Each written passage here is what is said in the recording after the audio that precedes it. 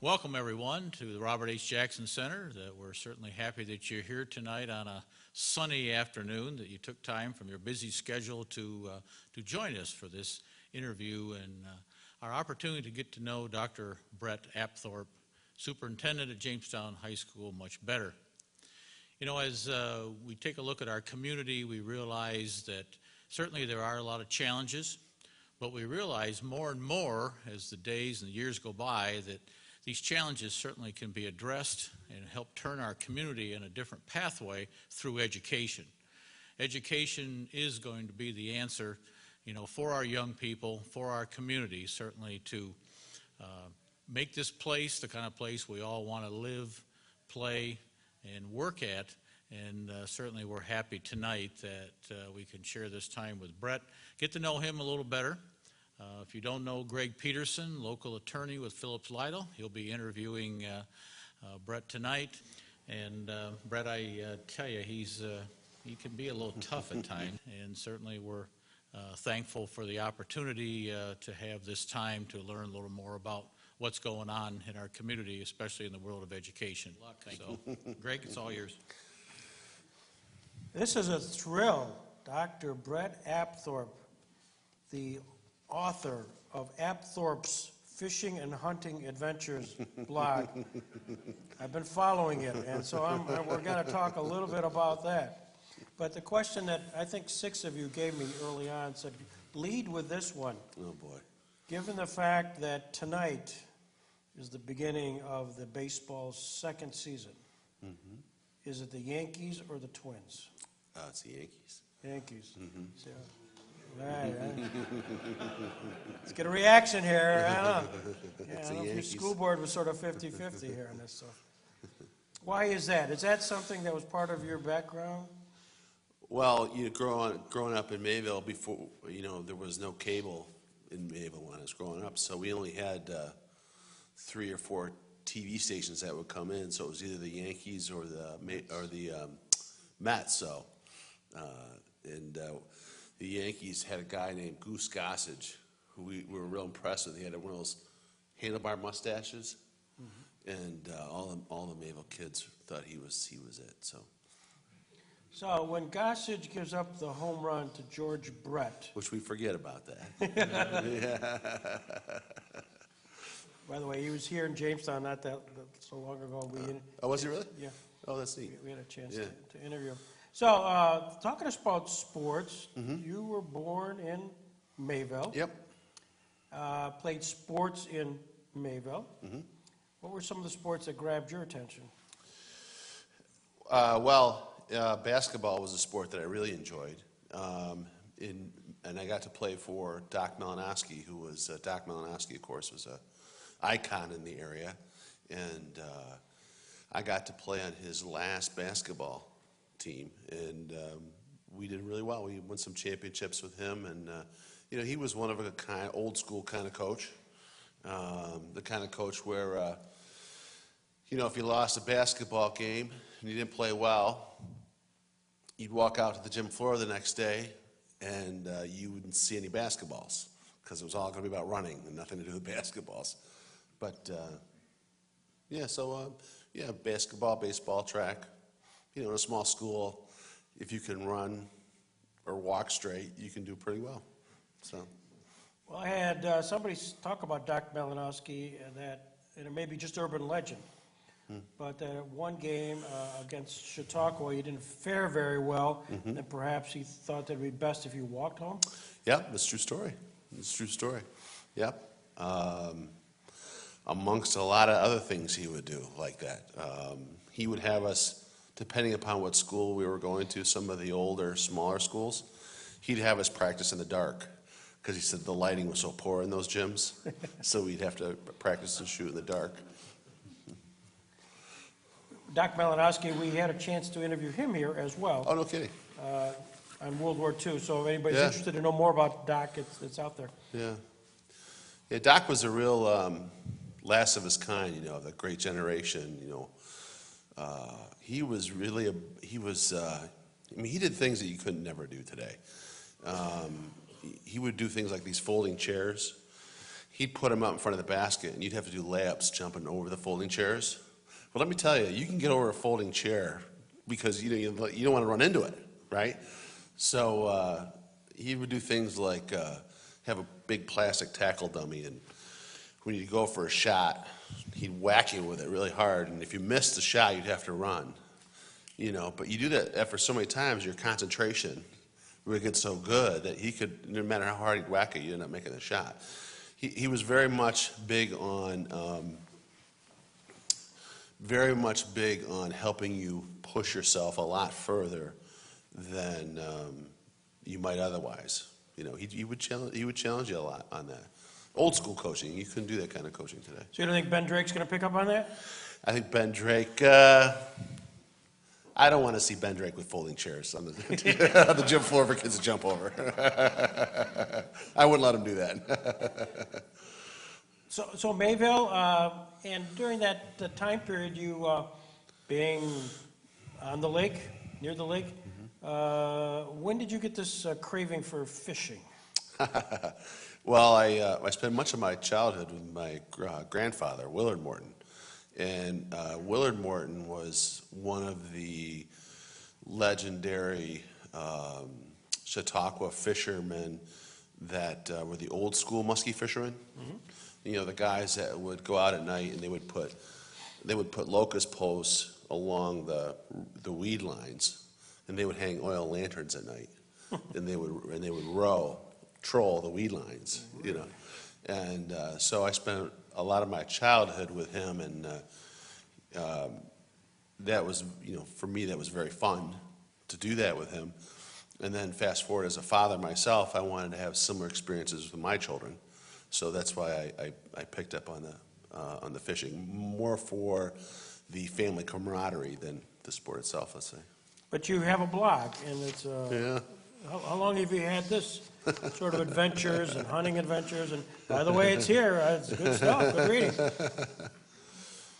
So a blog. What is a blog? All right. So I'm a digital native. No, I'm sorry. I'm a digital immigrant. Technology is new to me. So when in education, when there was this thing called blogs and tweets, and I forced myself to learn how to do a blog, so for professional reasons. So I just started by taking some pictures of my kids, and they were at my Aunt Kay. My Aunt Kay is here in the very back row. You're going to be asking most of the questions after this, Aunt Kay. My kids were little, and Aunt Kay's got a big farm out in DeWittville, and she has a farm pond out there. So I took pictures of my kids when they were little, and they caught these huge fish, And so I used that blog really unintentionally.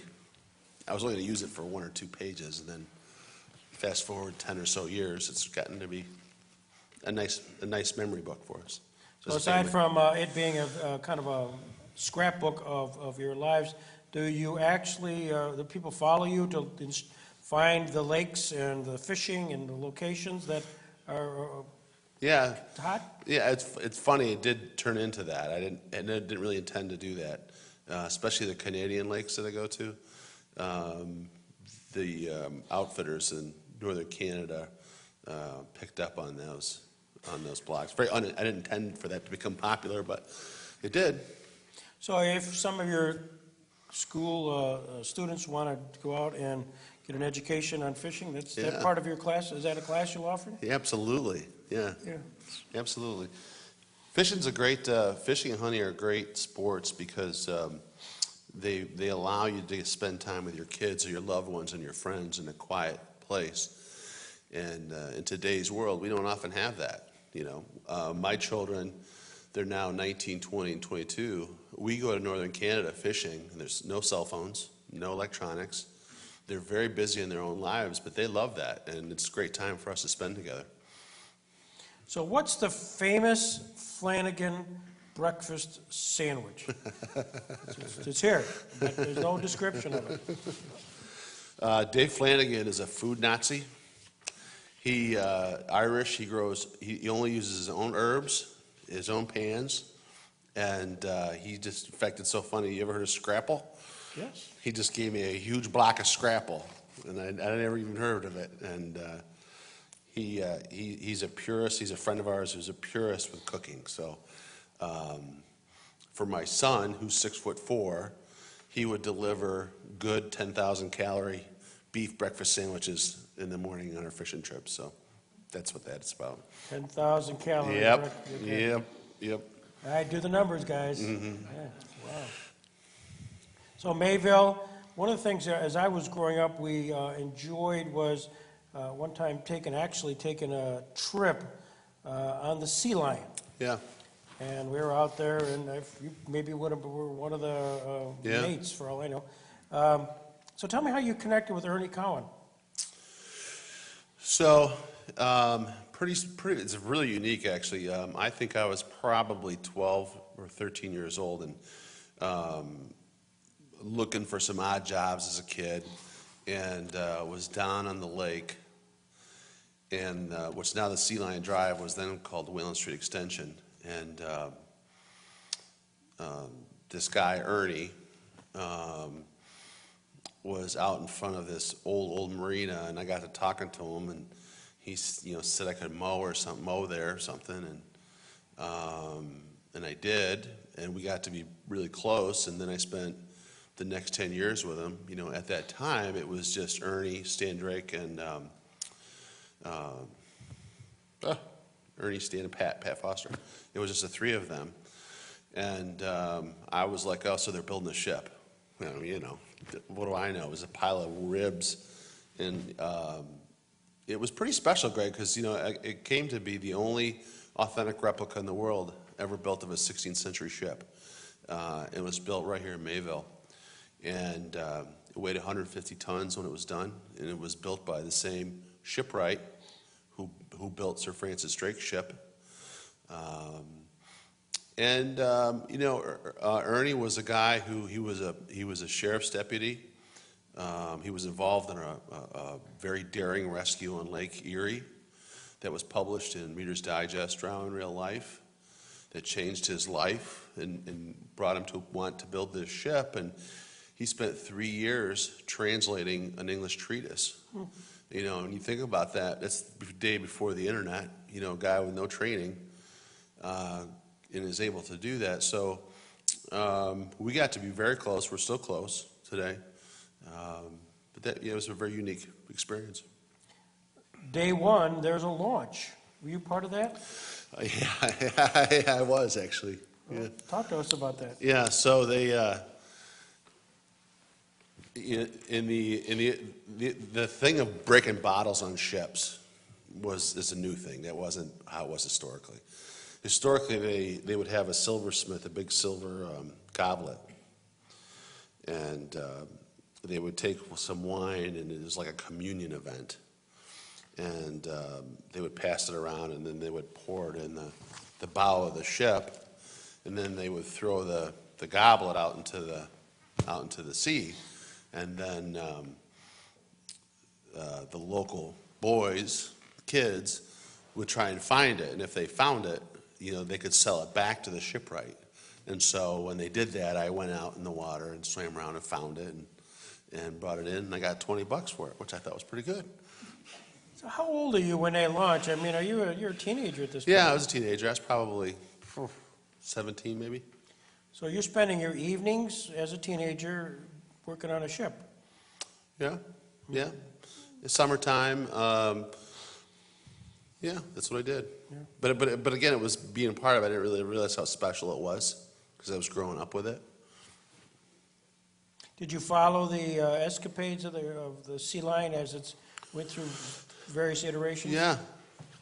The Sea Lion story is really a very tragic story. It's taken me a long time to even be comfortable talking about it because it's kind of like your first girlfriend, that broke your heart. We'll get to that later.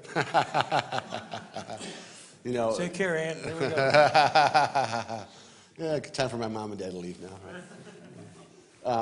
But the Sea Lion, I remember getting a call from one night at home in Mayville because one of the things I did was I drove the tugboat, the big wooden tugboat called herself. And one of the tragic things of the Sea Lion was they fired the guys that built it. They fired Ernie Cowan and the guys that built it. When they did that, they didn't really fully comprehend that they also fired all these artisans in Chautauqua County that volunteered their time for it. And I still, and one of the ideas that they had was to take the sea lion and moor it off the bell tower in front of the Athenaeum. And they had it anchored on both ends, and they had air pumps, and they said it was gonna spend the winter there, right? Well, those 16th century ships were designed with a high poop deck. So their design is why man was able to sail across the ocean, because during storms they would tie up the sails and the back of the ship acted as a big sail and it would turn it into the wind. And that's how they were able to ride out storms, right? So when they anchored the ship on both ends and the wind came, of course you just put thousands of tons of force and it snapped it. And I remember getting a call, I was at my parents' house, getting a call from the county executive that they wanted me to come out with the tugboat to get it because it was on the rocks. Oh my God. At the bell tower. And I said to him, there's only one person who I'm going to answer that call from, Mr. County Executive, but it's not going to be you. Yeah. And then half an hour later, Ernie called me and he said, we got to go do this.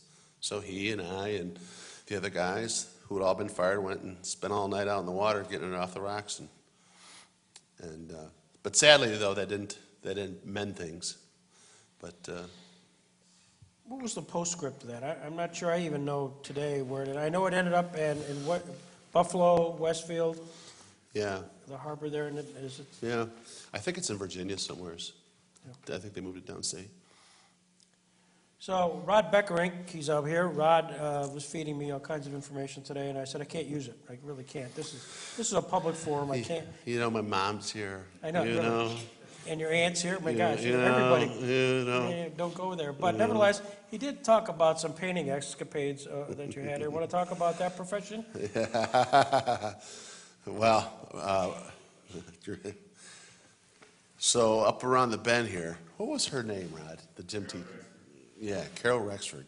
She was an icon in the area. She had this gigantic Victorian house, real close to here, gigantic, and it had just all the Victorian bells and whistles to it. And I think I said we could paint that house for $1,000, right? So you were the expediter. You're the one that got the job, and Rod was just your employee? Well, Rod was quality control. Is what Rod was.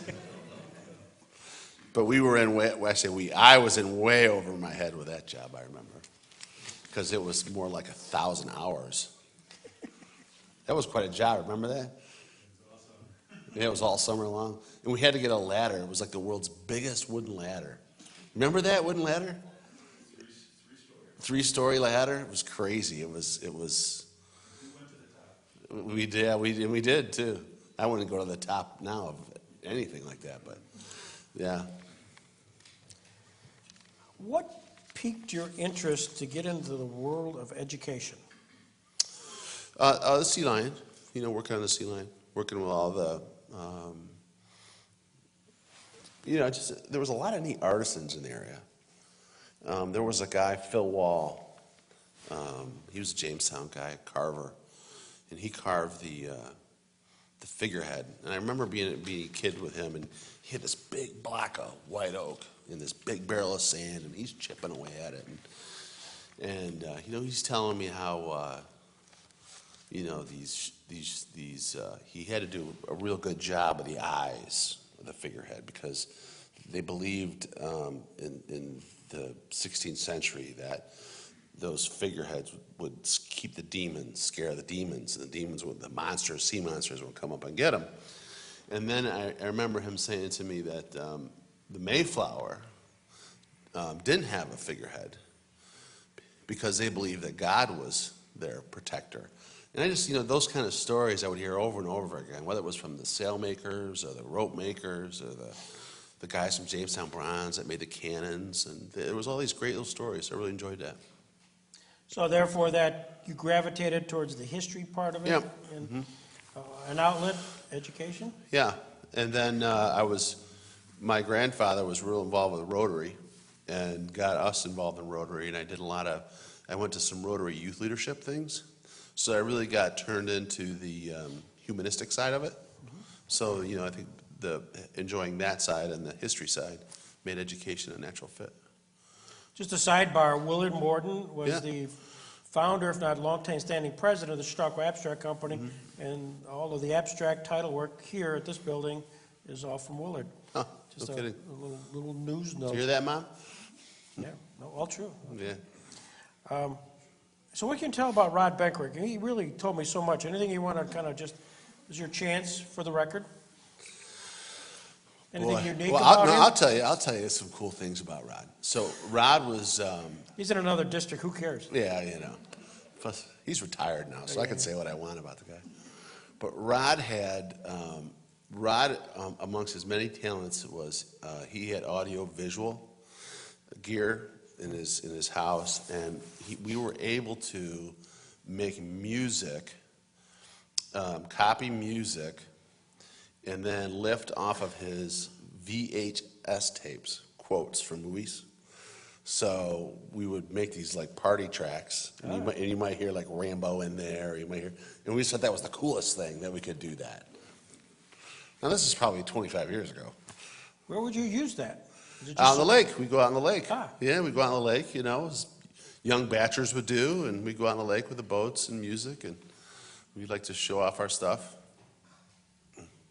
Okay. How long should we let that hang out there? So, music, Rod Beckerick, was he a positive influence or a negative?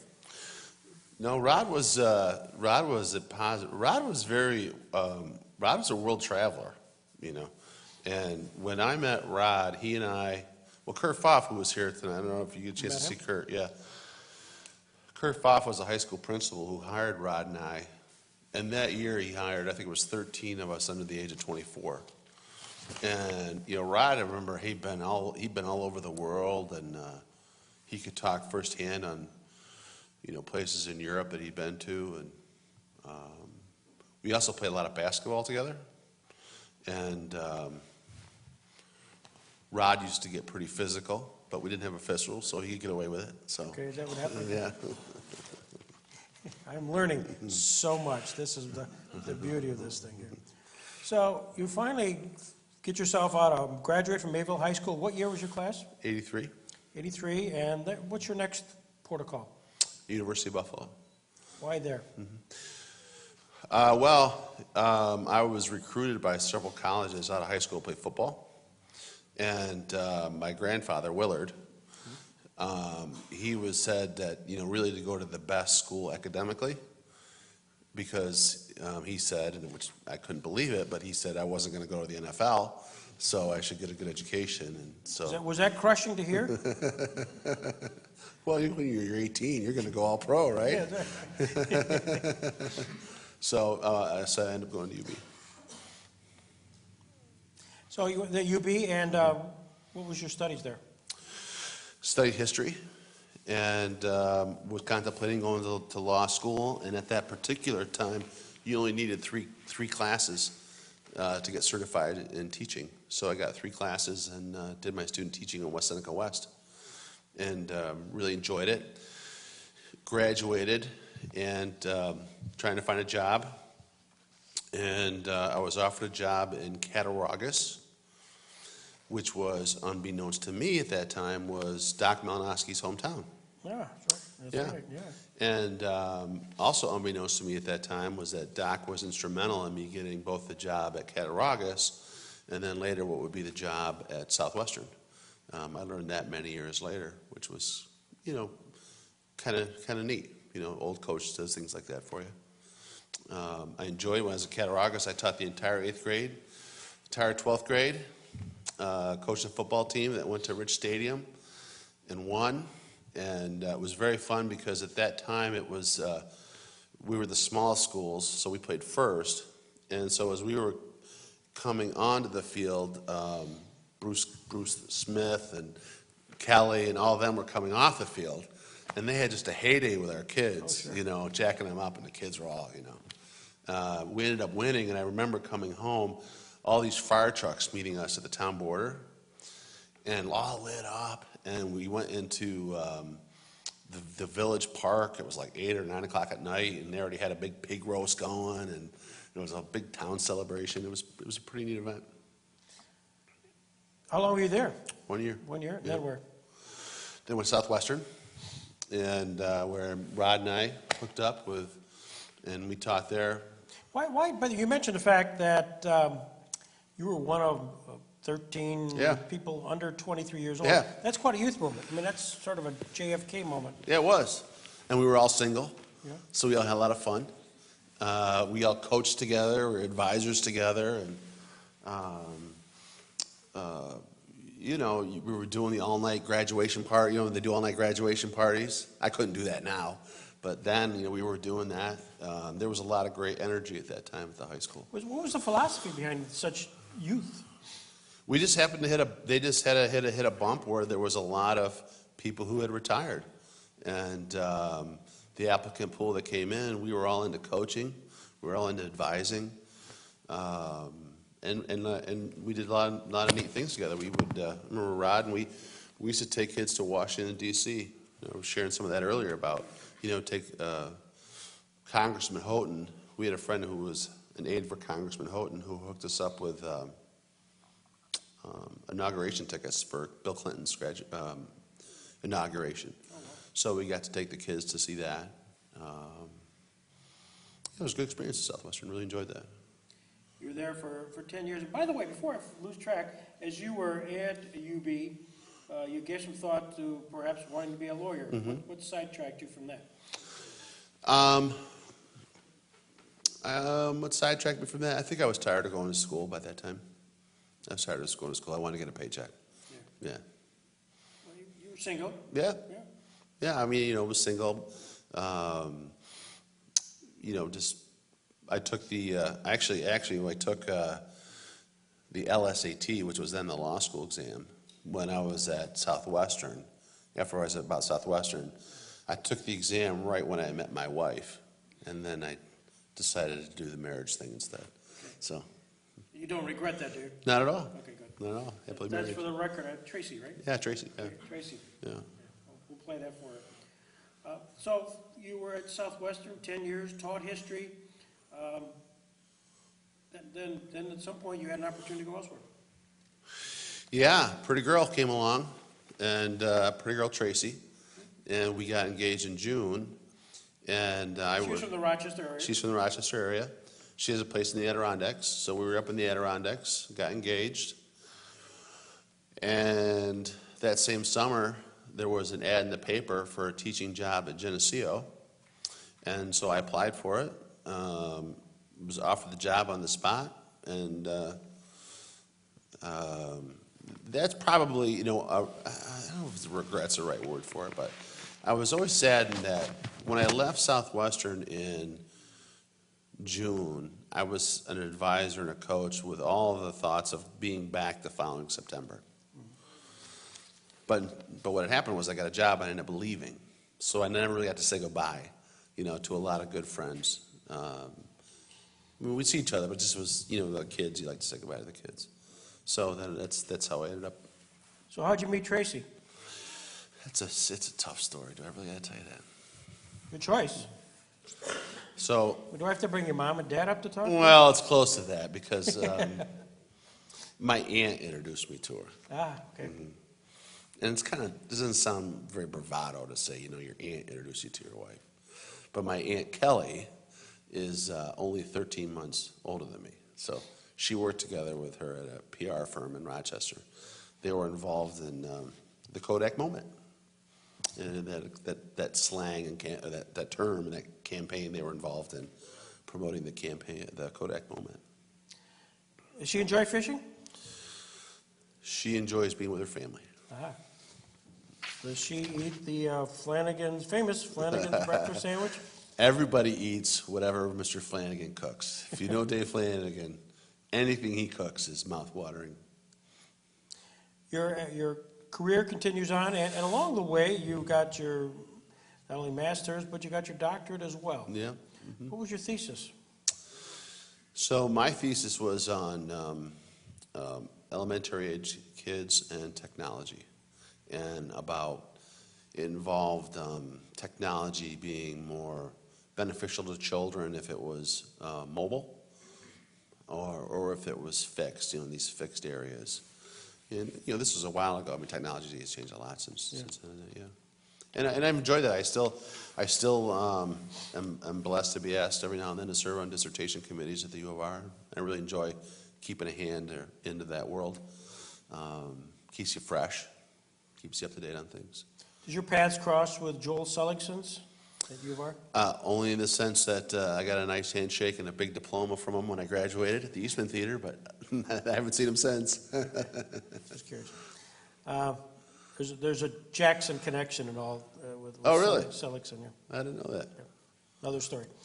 Then you stay in the Rochester area. Yeah, Church Village, Shiloh, Honey Eye Falls, and Yeah.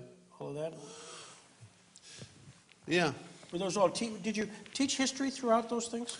No, so when Tracy and I decided to have a family, we decided that she was going to stay home, raise the kids, and I was going to get an administrative degree and pursue that route. One of the niches I was in was as a teacher, and it was 20 years ago that I had a paperless classroom, in my social studies class, and only because to me it was just a lot easier not dealing with all the paper, and it wasn't trying to be innovative; it was trying to be practical. Same with like writing on kids' papers. When you're writing on kids' papers by hand, you got to like squeeze in comments and things by hand. Versus if you can type it in italics, you can really expound upon what it is a kid needs to improve upon. And so people thought that I was some technology, some technological whiz. So I got into BOCES as a director of instructional technology, in which I worked with literally over 100,000 students in 19 school districts. And, these are wealthy school districts, so they want to have, the state of art of everything. So I was really caught up in technology. But my heart was in instruction, and I was anxious about getting pigeonholed as a technology person. And at Fairport Schools, this superintendent, John Hunter, was his name, great guy, John Hunter. He approached me about being the technology director of Fairport. And I said, I was into my doctorate at that time, and I said I didn't want to because I didn't want to be pigeonholed as a technology person. I was really ready to move on into an assistant superintendent's role. And he said, well, the board and the community is really committed to having the best technology environment they can for kids and learning. And, they've saved up all this money. And he said, we really want you to spearhead, do the research, and do it all. And I really respected John's passion. I could tell John was and is, in hindsight, he really wanted the best for the kids. That was good for teachers and students. So I went and worked with John, and we did. We delivered just that. We went all over the country. We delivered a great product for the community that still goes well today. And then as things worked out, John appointed me assistant superintendent. So that was how I was able to move out of the technology and back into instruction. What's the big transition to go from instruction to administration? The big transition? The big transition is, for me, is filtering all the nonsense away from kids and teachers. Trying to be a buffer to, because you read the paper, you see what's happening at the federal and state levels in education. It can be really disheartening. And education is a human business, And so for me, the biggest challenge I found making that transition was really trying to buffer all that stuff away from my people. I fight those fights. I'm out there with that, but I want my kids and my staff to be focused on the human side of education. And that's a really hard thing to do. Still is a hard thing to do. So from moving into the assistant superintendent role, then your next career path. Yeah, so my my kids had graduated from high school, and By the way, was that tough? Was the kids did they go to your school? no, they didn't go to my school, but actually, I shouldn't say that. They went to the school that I taught at for a long time, Honey Falls, Lima. So I knew all the teachers and administrators very, very well, and they are and still are very good friends of mine. No, so I wanted to become a superintendent. I wanted to be a superintendent in a school of about 5,000 to 8,000 kids, because it's what I was used to. I wanted an opportunity to come back to my roots, if you will, Western New York. And a position opened at Frontier Schools, which is about 5,000 students, located in Hamburg. And so I went and worked there and had a great experience there, fully expecting to be happily ever after. Enjoyed being back in Western New York a great deal. And, there aren't too many 5,000-ish schools in Western New York.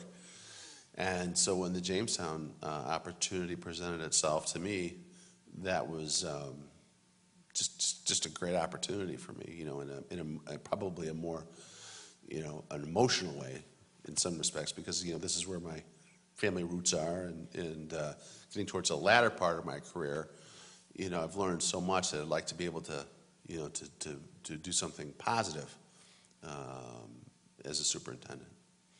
There's a significant time period from which you not only grew up here and went to school here, but at the same time worked your way to the Buffalo area and then sort of the Monroe County area, Yep. and then back to Western New York and then to Jamestown. So that time period, what's the biggest surprise, positive or negative, when you show up here, you sort of do your due diligence Yep. of what you're finding? What's the sense? The biggest thing that really jumps out at me is, it's so hard when you're inside always looking out to realize what you've got, okay? Jamestown schools, I've been, as you said, Monroe County, Erie County. Jamestown schools are great schools. They're safe places. They're loving places. And I've been in unsafe schools. I've been in dirty schools. I've been in places where it's not fun to be a kid.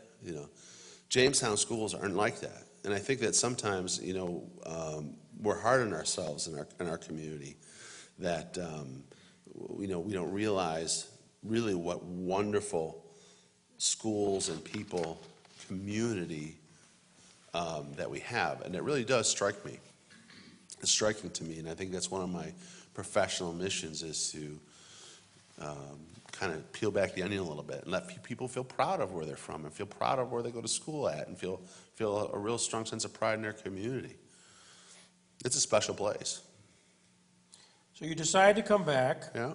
Your brother, Clint, works for the Jamestown Public School System as a earth science teacher.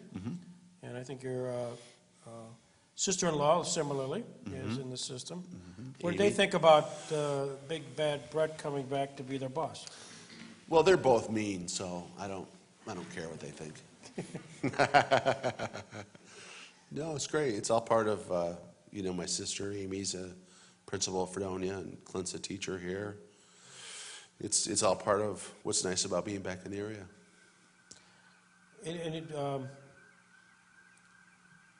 As you look, here you are. This is 1st of October. You've been here a month. Having started September 1st. What's a month's worth of observation here?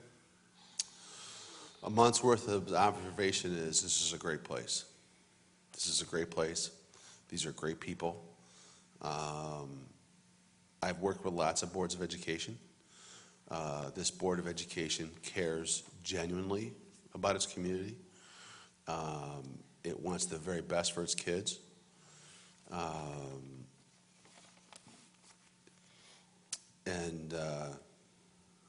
again, it's having been around the block, is trying to make it a little brighter around here for people to realize what kind of a great place they really do live in and where they do go to school at.